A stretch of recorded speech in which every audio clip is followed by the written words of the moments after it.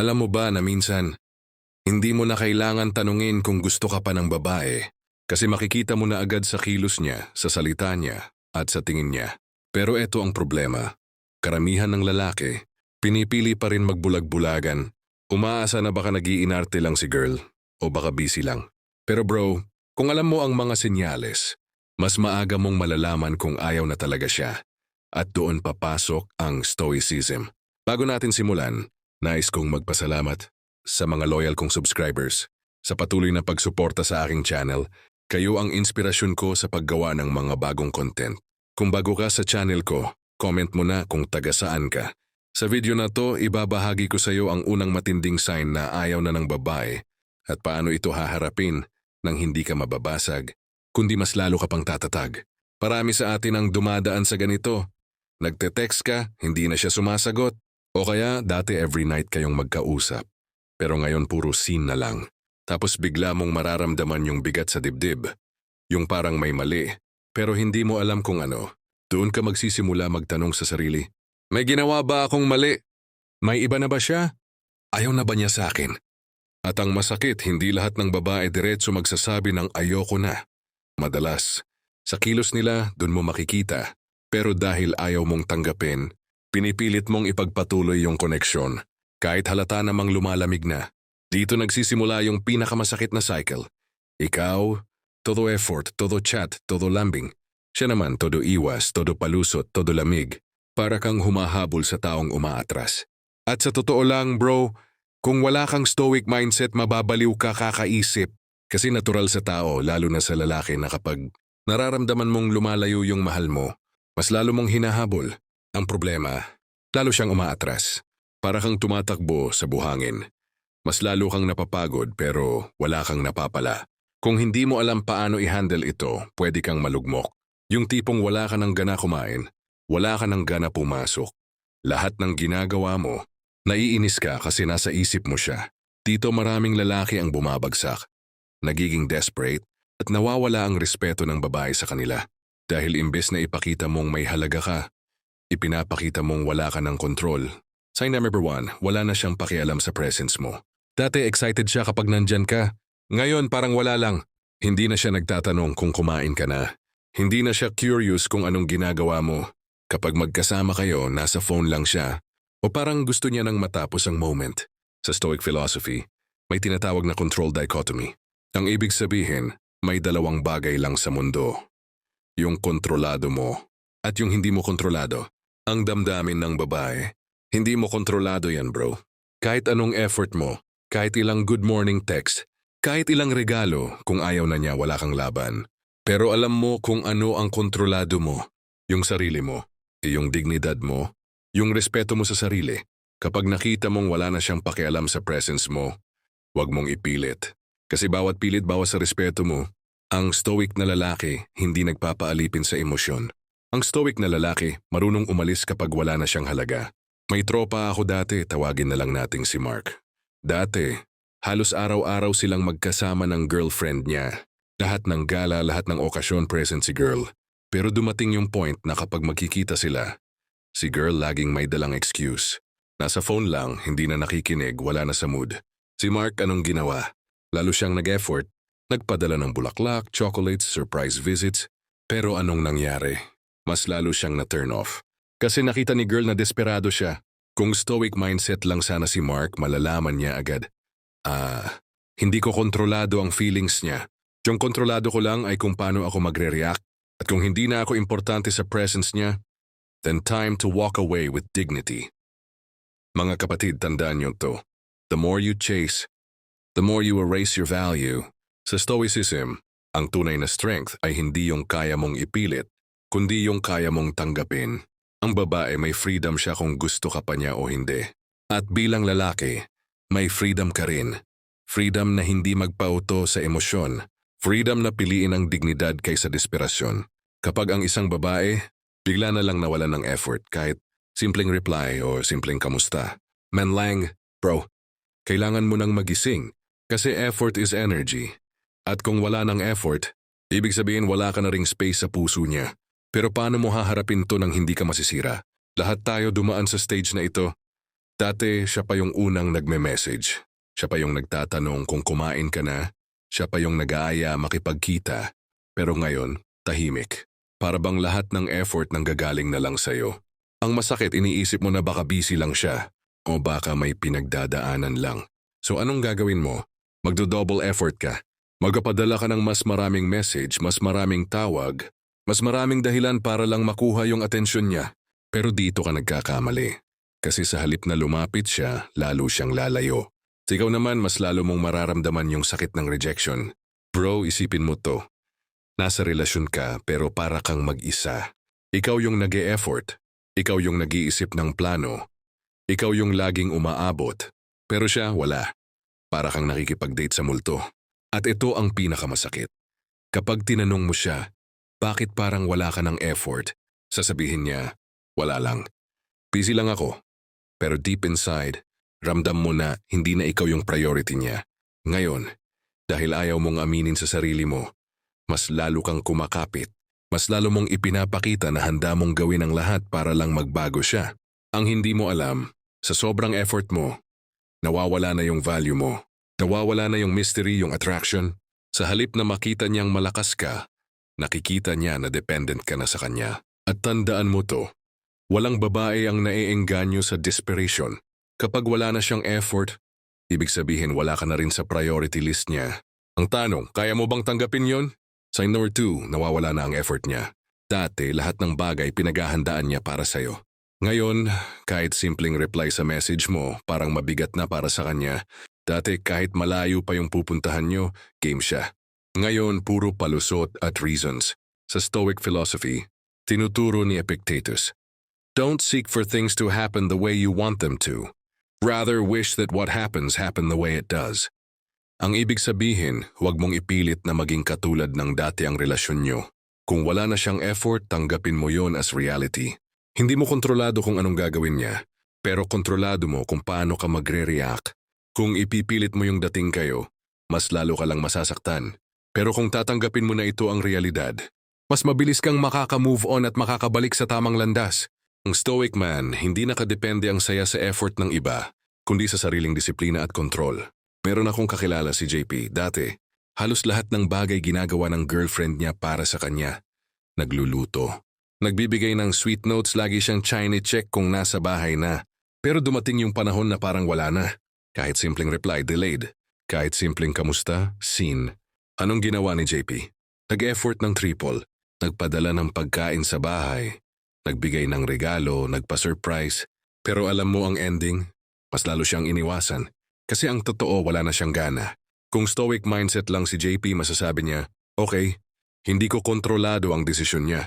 Ang kontrolado ko ay kung paano ko pipiliing. Protektahan ang dignity ko.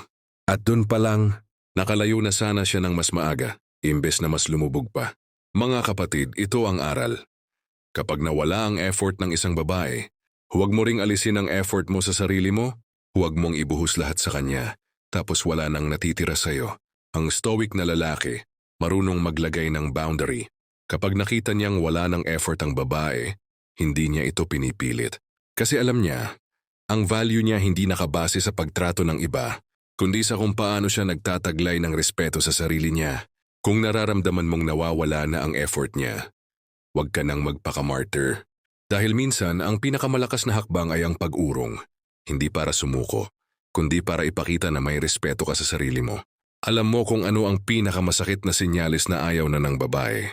Yung hindi na lang siya physically absent or emotionally cold, pero mentally, wala ka na talaga sa isip niya. At bro, kapag dumating ka na sa puntong yon, walang amount of chasing, gifts, o lambing ang makakabalik ng dati. Dati, lahat ng bagay kinukwento niya sa'yo. Kahit simpleng nangyari sa araw niya, ikaw yung unang makakaalam. Dati, ikaw ang confident, ikaw ang go-to person niya. Pero ngayon, tahimik. Hindi na siya open. Wala ka nang alam tungkol sa kanya.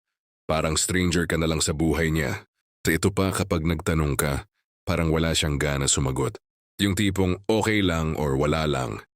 Dati siya pa yung makwento. Ngayon ikaw na lang yung nagsasalita, parang kausap mo ay pader. At kung hindi mo pa rin nakikita ang senyales na to bro, mas lalo kang masasaktan. Kasi once na wala ka na sa isip ng babae, ibig sabihin wala ka na rin sa puso niya. Imagine this. You're lying in bed. Hawak ang phone mo, waiting for her message, pero wala. Wala nang good night, wala nang ingat ka. Ang masakit pa, nakikita mo sa social media active siya. Nagpo-post, nagla-like, nagko-comment sa iba, pero sa'yo wala. Tapos magtatanong ka sa sarili mo, bakit bigla na lang? Ako ba yung may mali? May kulang ba sa effort ko? Dito na pumapasok yung spiral of overthinking. Ang dami mong iniisip na senaryo, hanggang sa ikaw na mismo yung napapagod mentally. Ang masakit, siya tuloy lang sa buhay niya. Yun ito ang reality check. Kung wala ka na sa isip niya, ibig sabihin hindi ka na priority. Kung hindi ka na priority, ibig sabihin wala na rin siyang plano para sa inyo. Sign verb 3, wala ka na sa isip niya. Hindi na siya curious kung anong ginagawa mo. Hindi na siya nag-iisip ng paraan para mapasaya ka. Hindi na siya gumagawa ng effort para i-update ka. Sabi nga ni Marcus Aurelius, you have power over your mind, not outside events. Realize this and you will find strength. Ang ibig sabihin, hindi mo kontrolado kung iniisip ka pa niya o hindi. Pero kontrolado mo kung paano ka magre-react sa kawalan niya. Kung wala ka na sa isip niya, huwag mo nang puwersahin na ipilit ang sarili mo sa buhay niya.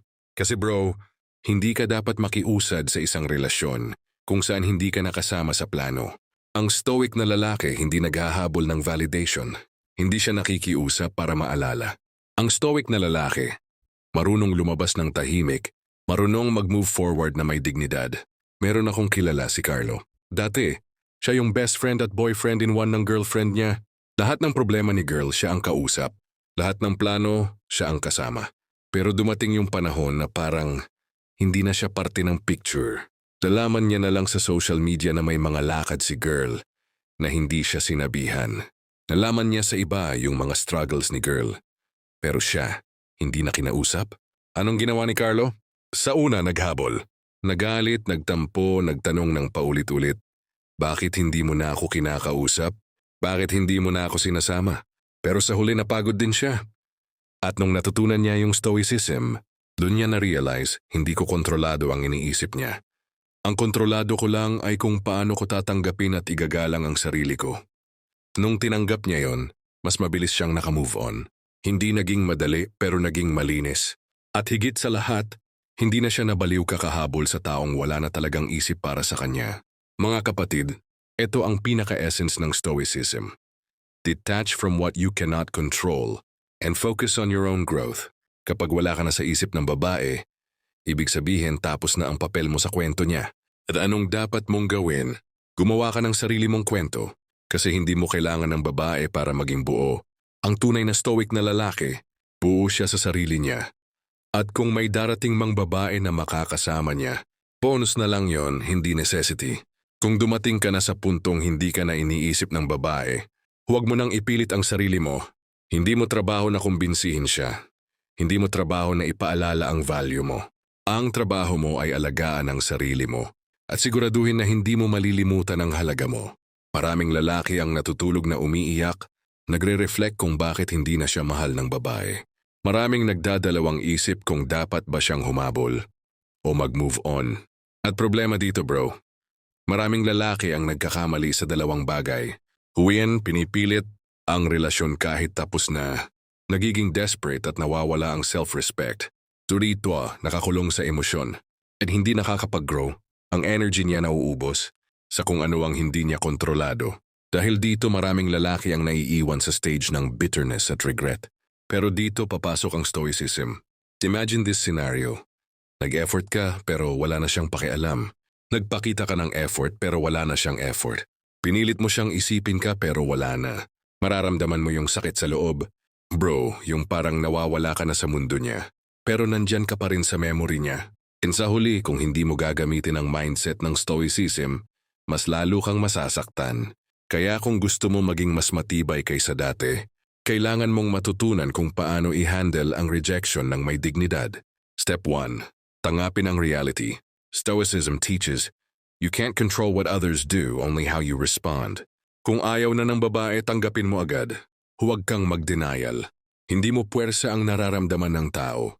Kapag tinanggap mo ito, hindi ka na stressed sa mga bagay na hindi mo kontrolado. Step 2. Protect your dignity.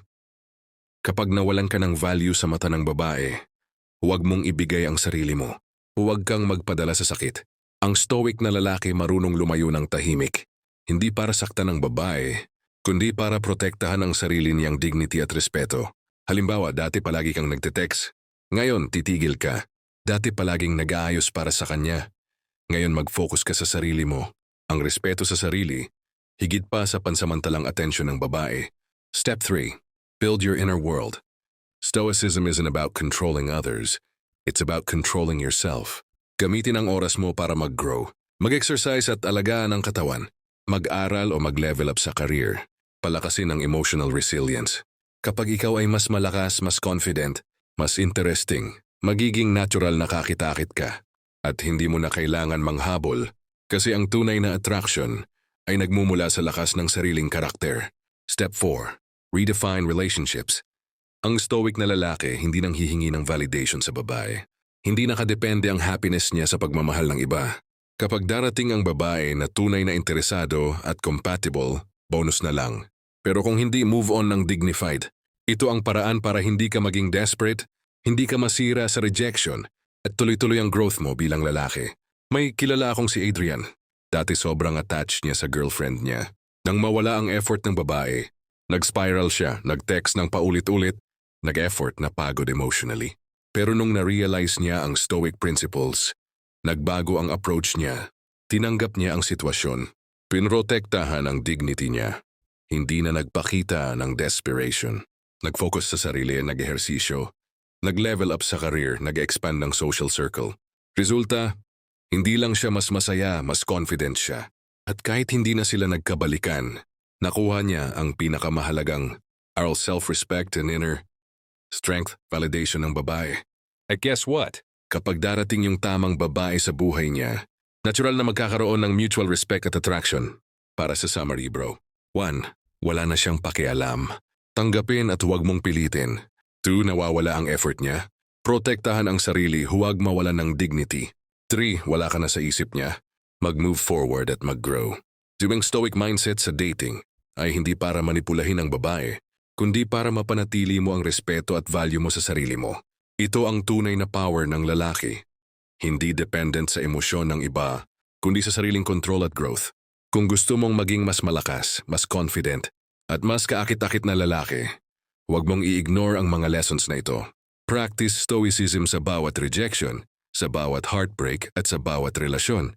At para sa mas marami pang psychological hacks at stoic dating tips, siguraduhin na like, share, at subscribe ka sa channel na ito. Tandaan mo bro, ang babae pwedeng mawala, pero ang dignity mo at self-respect hindi mo dapat ibigay. Ikaw ang magtatakda ng value mo, hindi ang babae. Hindi ang circumstances kundi ikaw. Kaya simulan mo na ngayon. Hindi bukas, hindi mamaya, ngayon.